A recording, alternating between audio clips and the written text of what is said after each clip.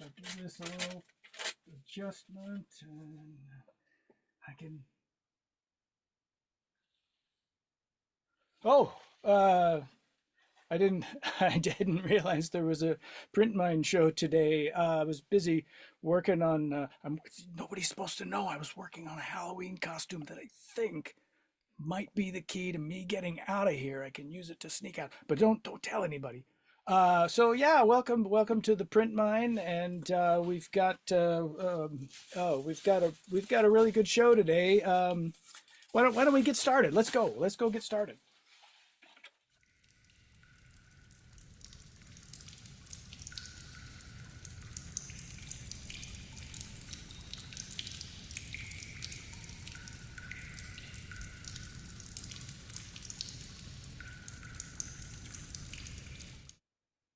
Hello, Hey, everyone. Welcome to hey, another dude, episode of Prince Fix from the Vine. Bat. What's up, John? Nothing at all. No bubble wrap or anything. Oh, okay. All right. No, returned boxes that are being built into an escape plan or anything. Nothing. Okay. All right. Good. Well, if you come up with an escape plan, let me know though, because I would Oh, like to get out of here too.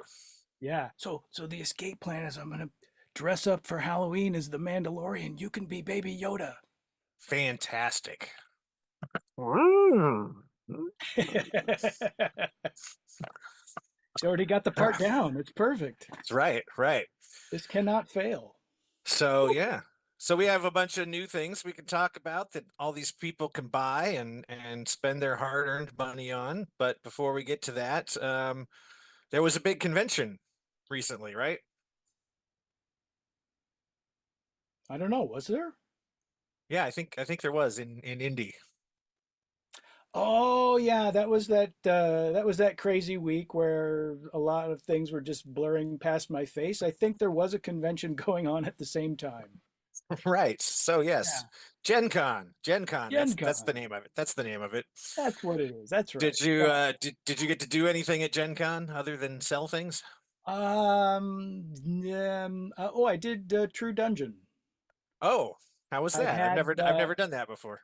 I had somebody that I know from my local conventions that I do, who is part of a group that does it, and they had someone who had to drop out, and they said, hey, do you want to join us? I was like, sure. Happened to be on an afternoon that was my one afternoon off, and so I was Right. like, yeah, let's do this. I thought the stagecraft of it was really a lot of fun. It was really Okay. inventive, all the different things that they had going on, and the way the puzzles worked with like projectors and light shows and Cool. Yeah. animatronic puppetry and all kinds of stuff. I've never done it. It sounds cool. It was kind of cool.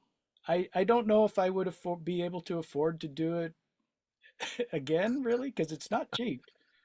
But Uh, getting to do it the one time, was definitely worth seeing how they do it and all the props and everything, costumes.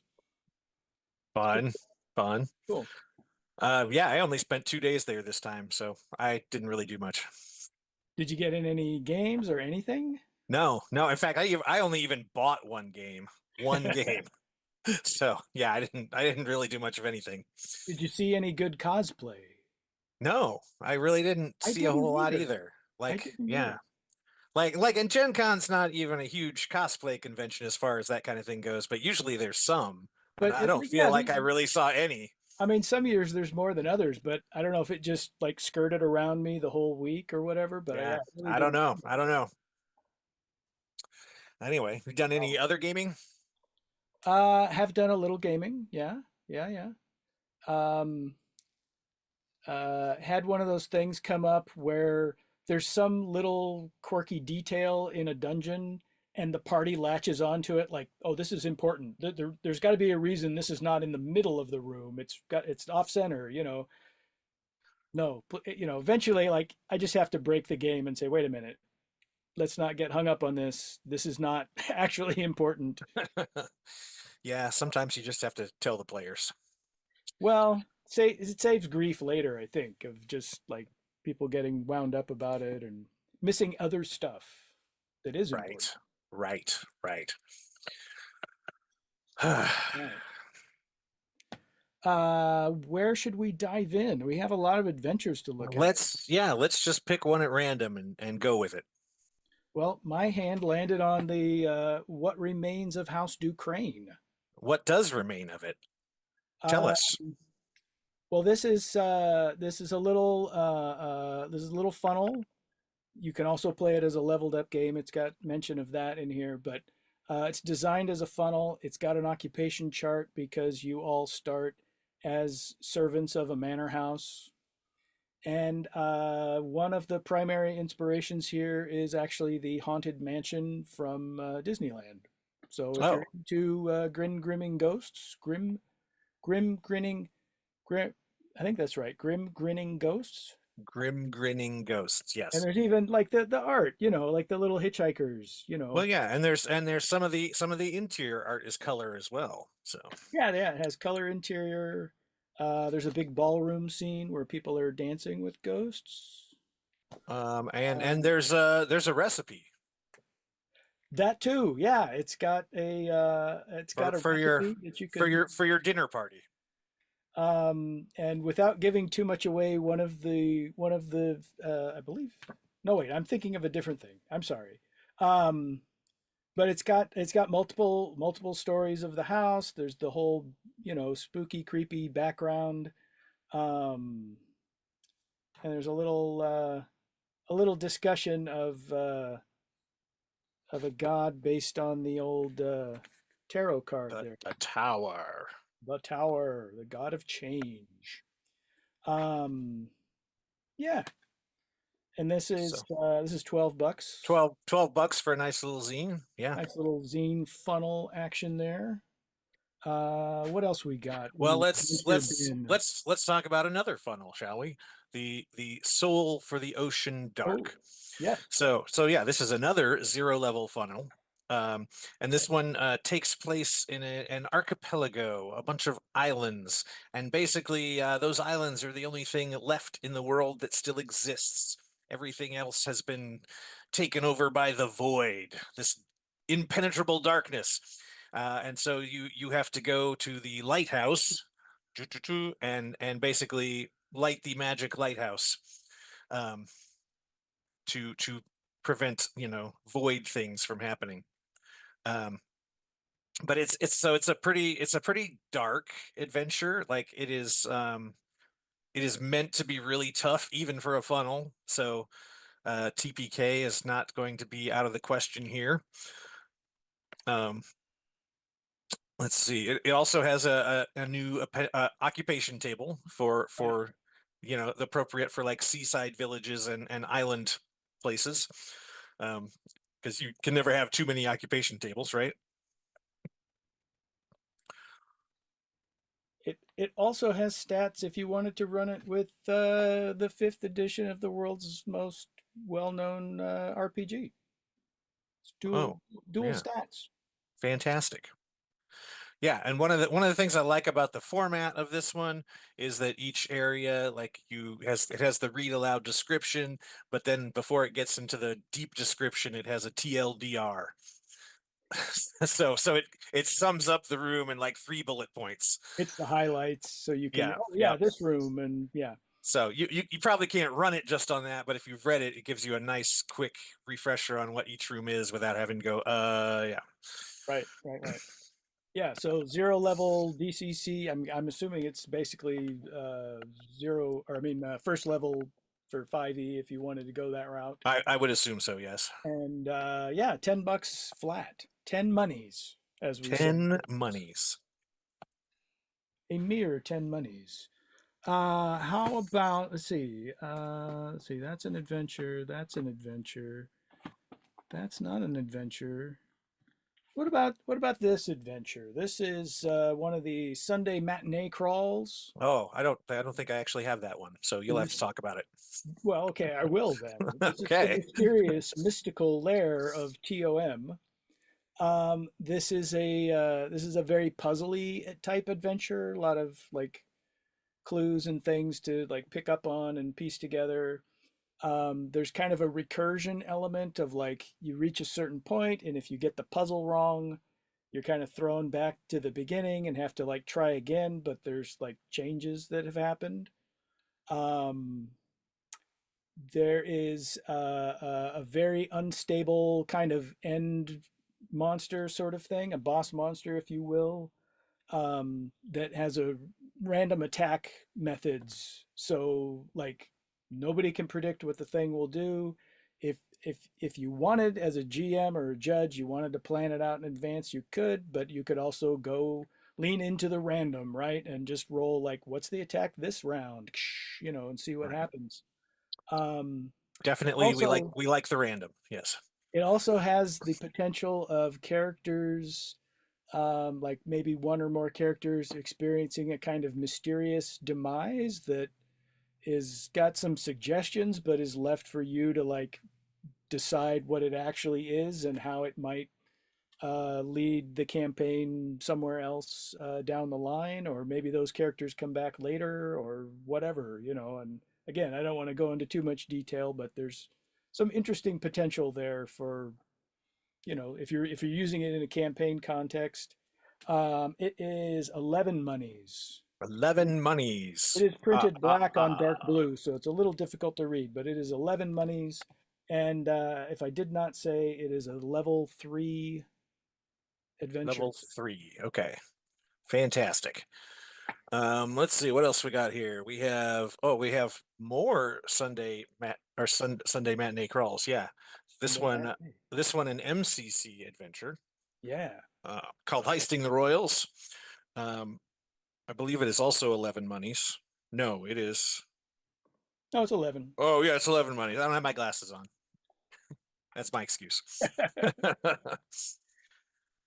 And this one, I don't remember. Hold on, I have to review it again real quick. So Maps, it's a maps. heist, It as the is a title heist. It's yes, suggests, it's heisting the Royals. Basically, you're going up against a gang, right? right. That's what you do in heists, right? Well, in this Um, one, and it takes place outdoors primarily, if I remember right, correctly. right, All of it's right. outdoors, pretty There's, much. there's, there's, yeah, there's a swampy kind of place and a sinkhole. Yeah, there's a sinkhole. There's sand dunes.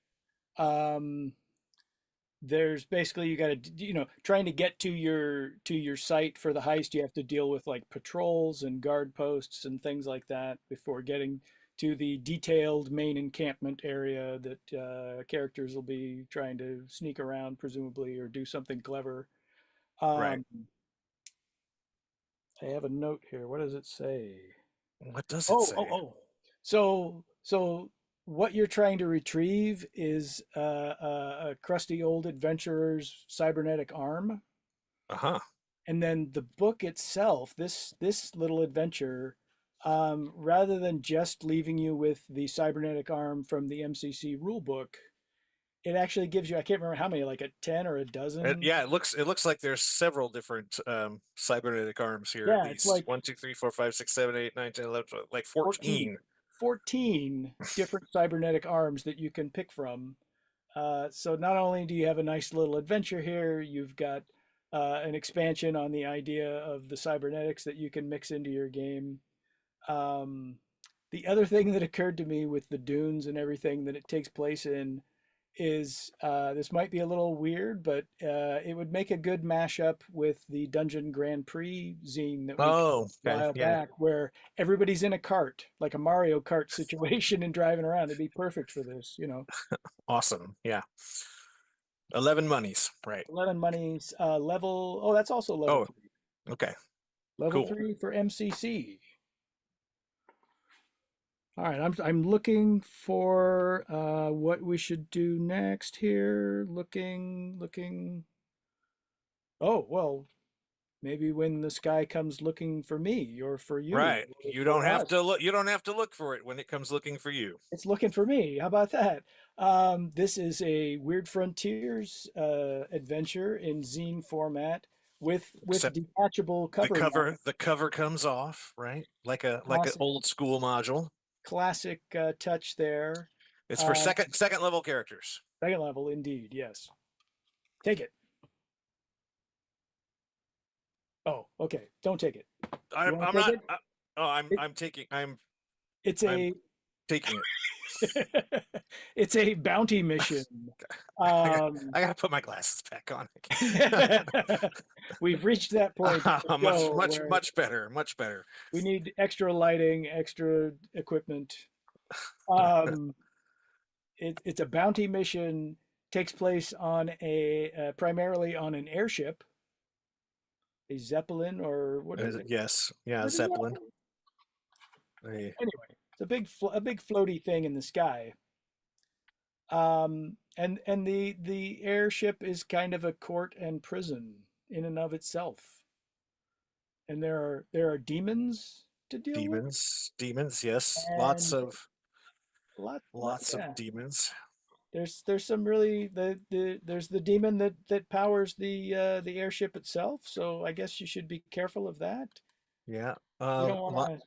A lot of random tables for different things, so Yeah, that's always nice. Yeah. that's what I was going to say. Is it's got a lot of charts for like where is this NPC at the moment kind of thing, or like you can determine a lot of things on the fly. Again, if you're into that kind of play, or you could plan it out in advance using the charts before you start play. I kind of like sometimes throwing in that random element and like I don't even know where that No, person is right. until I I know. roll. I think it's fun to do it that way. Yeah, yeah, it keeps you on your toes for sure. And it even has in the back here a little cheat sheet to help you keep track of some of those random things that you might generate, and so you don't lose track. And the art's really good too. I've neglected the mentioning the art in some of the others, but like here's a nice little character Yeah, illustration. the art in this one is very evocative. There's some Yeah. very interesting creatures and things in here. Oh, and a nice Brad McDevitt there. I mean, that's not Brad McDevitt, but it's by Brad McDevitt. Right, right. That's not a self-portrait of No, I don't Brad, think right? so. No, no. And this one, this little gem is 15 monies. And we said it was second level, right? It took me Yes. Yep. forever to find where it said it was second level because it's not on the cover, but it is in there. It's on the inside. It's It's on on the the inside. inside. Yeah, so that's a good one. If you're playing Weird Frontiers, make sure you pick that one up. Or even if you're not, Let's you could probably adapt it. You know, so moving on. I guess we have I feel like I feel like we maybe we covered this one before, but did we? Rabid Dogs too? no, Oh, no, we didn't. Okay. So yeah, this is another yet another Stenard zine by Nick Barron. Um, this one has it's got a lot of new equipment options, like expanded equipment, weapon armor lists. It's always handy. It's got a couple new classes: the Balladeer class, the Crusher class. Um, I just remembered it. It also has encumbrance rules that are not overly complicated, but they're oh, there. right. And I'm Yep. just remembering somebody on the Discord was asking about encumbrance, and I should point this out to them. But yeah, it's got like, what is it, one or two pages? I guess basically just like one page or a spread Right. talking about encumbrance. Yeah, and this is the setting that made playing dogs famous. So there's also the goat. You can now play goat player characters as well. Um, There's also, yeah, the Balladeer, the Brawler, the Guardian, the Guardian, yeah. Kind and of then protects another character, perhaps, or an NPC if you yeah, choose. and then a few pages about the languages of the setting. Oh, yeah, and a playlist in the back. Oh, I missed that. Okay, Got the Drone Fairy, got I'm gonna have to Motorhead. go listen to all of those. Yeah. All right. Yeah, yeah. It's ready for you to, line those up and make a little playlist on your And then music source of choice. the back has your random table of goat names and goat appearances. So what Like, else do you need like, really? like so many zines do. Right. The goat name. We're just Yeah. wallowing in goat names. What are we Un looking at here? Uh, looks like 15, 15 15, monies. 15 monies. Do I hear 16? Do I hear 17? 13. Okay, I'll do that. Uh, but you have a copy already. You don't need to buy I one. do. It's true. I don't. I don't. Let's look at, I mean, goat names, very natural. Let's look at something unnatural, Unnatural just for a selections. change. Volume Volume 3. Can you see that 3. there? Please, Yeah. where's the volume 3? Volume 3. My There it is. binder is pink. There it is. Volume 3. See, I'm not lying. Yeah, So binders right. might be a different color. You might. So yeah. So volume 1 came in a binder. Volume 2 did not come in a binder. You're just supposed to add it to volume 1. But that fills up a volume right there. So you need a binder for volume 3. Yeah. And Uh, this also, like with the earlier one, comes with the cutout cling form yeah. Nice. Yep. pieces that you can then adhere to the image on the front and make your own scene there.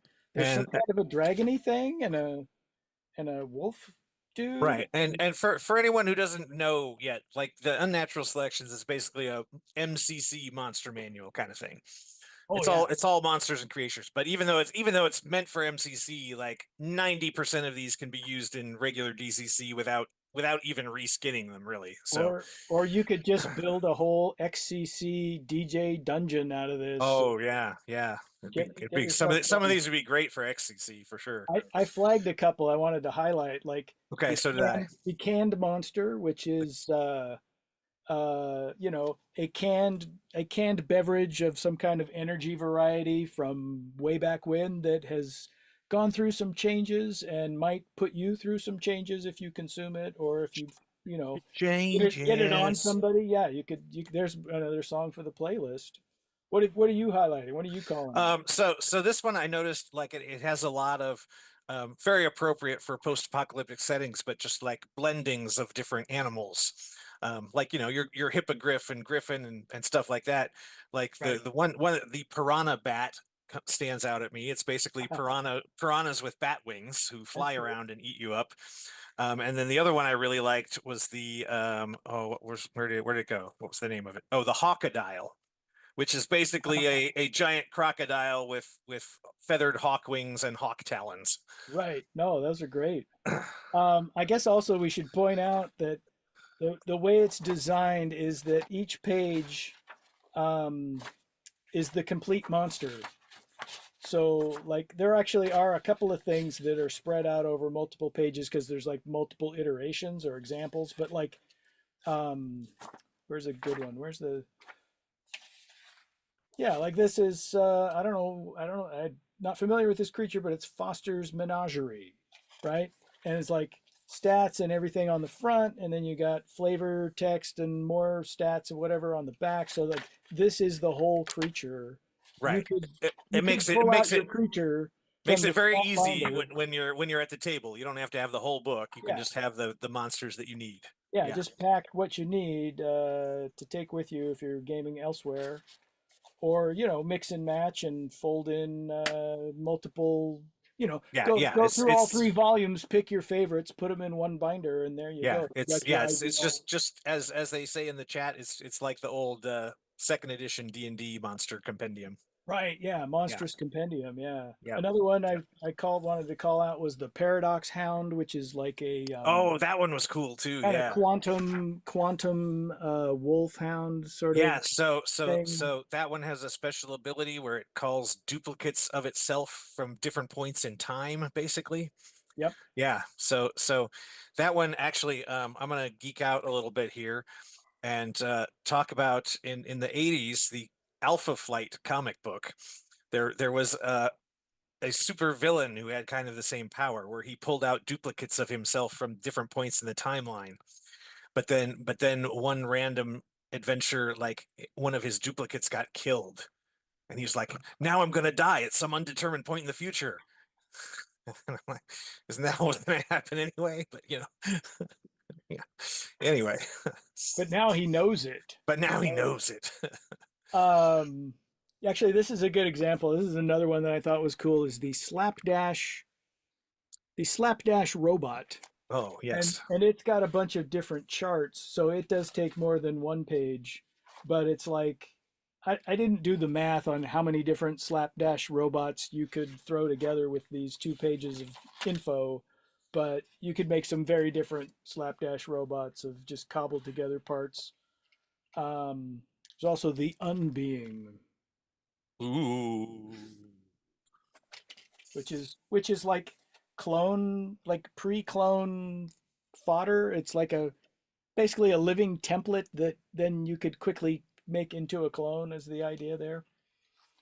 And they come with these art cards too that you can intersperse Oh, in your binder.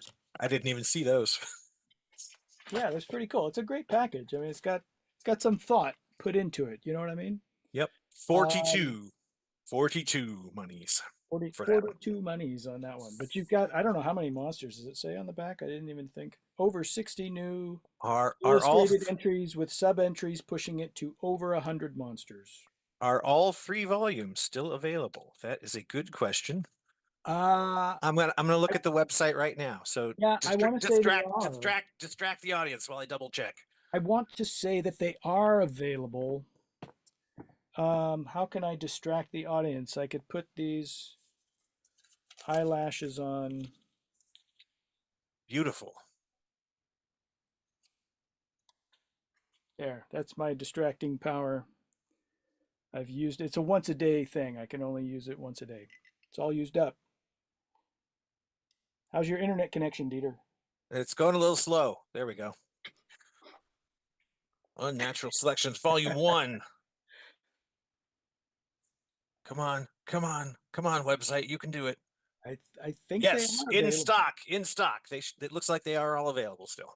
Yeah, I thought so. I thought so. All right.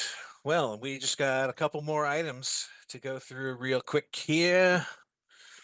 Well, and these are sort of, in part, kind of like we've already done some of this because this is Compendium of Dungeon Crawls Volume 3. Right.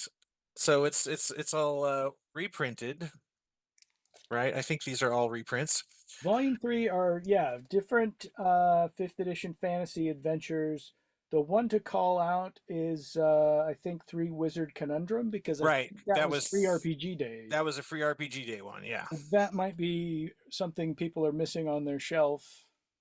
Um, but yeah, this has got a good spread of adventures. You've got a level 1, a level 2. There are 3 Level level 3. 3, level 5, level 6, level 7. Yeah. So it's Yeah, got, you could do a campaign just out of this book, yeah, for sure. particularly if you wanted to do like an episodic type of campaign, and you could make it work. So just for anyone who's curious, the ones included in here are The Cave of the Unknown, The Secrets of Mistcutter Isle, Horror in the Blackwood Forest, Denizens of the Reed Maze, One Night in the Sinister Citadel, The Cursed Crones of the Enchanted Grove, Caverns of the Sea Strangers, and the Three Wizard Conundrum. So I think that's like 16, 17, 18, 19, 20. Yeah, 16 through 23 plus the free RPG Day one. Yeah, what is that? 9 adventures altogether? 8. 8. Yep. 8 adventures for 50 monies. Comes with a PDF. It says right there on the front. Free, hyperlinked PDF. Hyperlinked. Somebody gave it too many Pepsi Colas.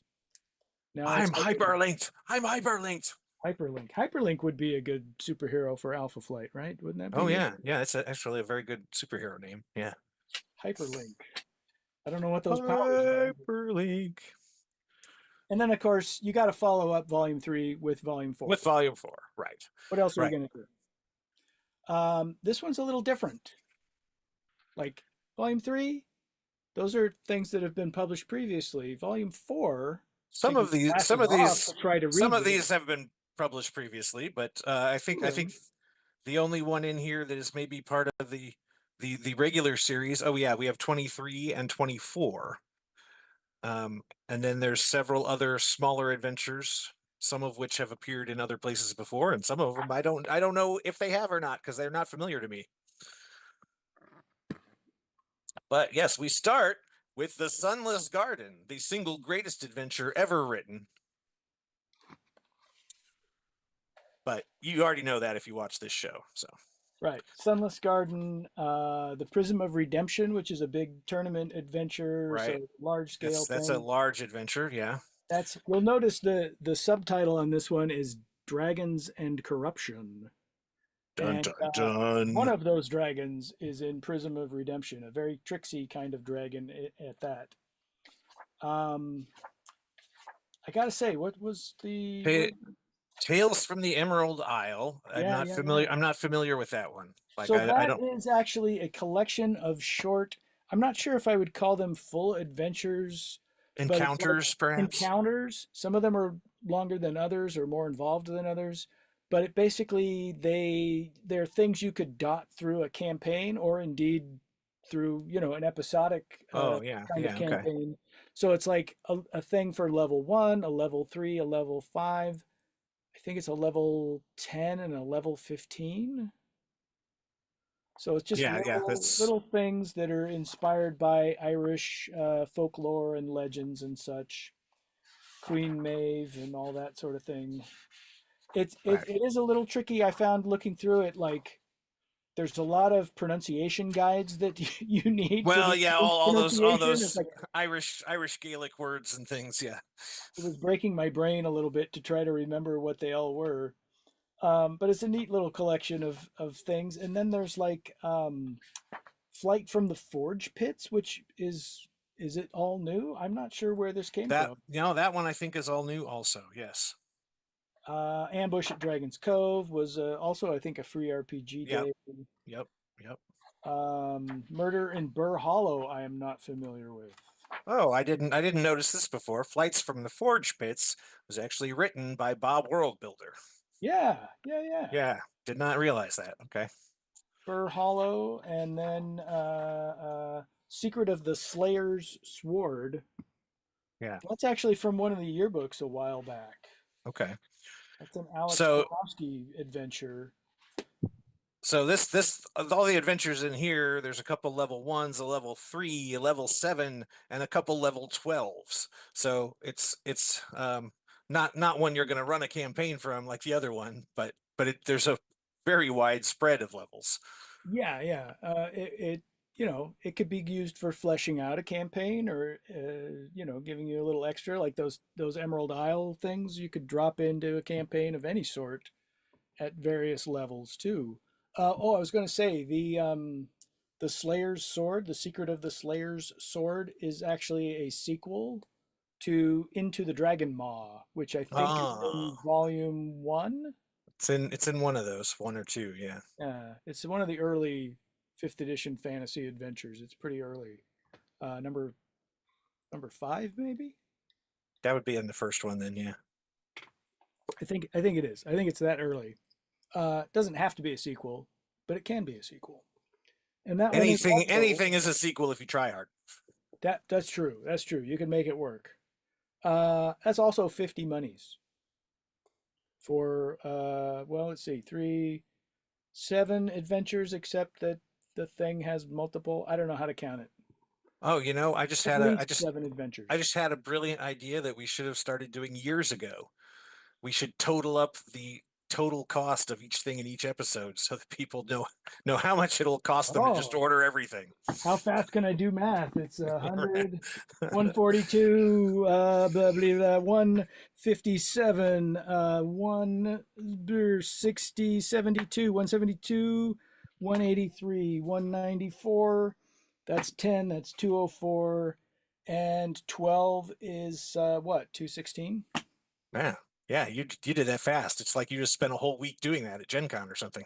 It's like I work at conventions tallying up stacks of books for people to purchase. Uh, If I have one skill, that might be it. that is An it. actual skill. All Uh, right. Okay, anything? Do we have anything else? Is that all we got? Are we I've done? run out of things. Okay, so have I. So, I have people, this. I have my notepad. We could talk about that. Now, this is a little John's post-it notepad, note. 100 monies. It has maybe 20. Uh-oh. Uh-oh. Oh, that's the Here, boss. We got to go. gotta go. Get out All of right. here. See you, Thanks for everybody. watching, everybody. Bye.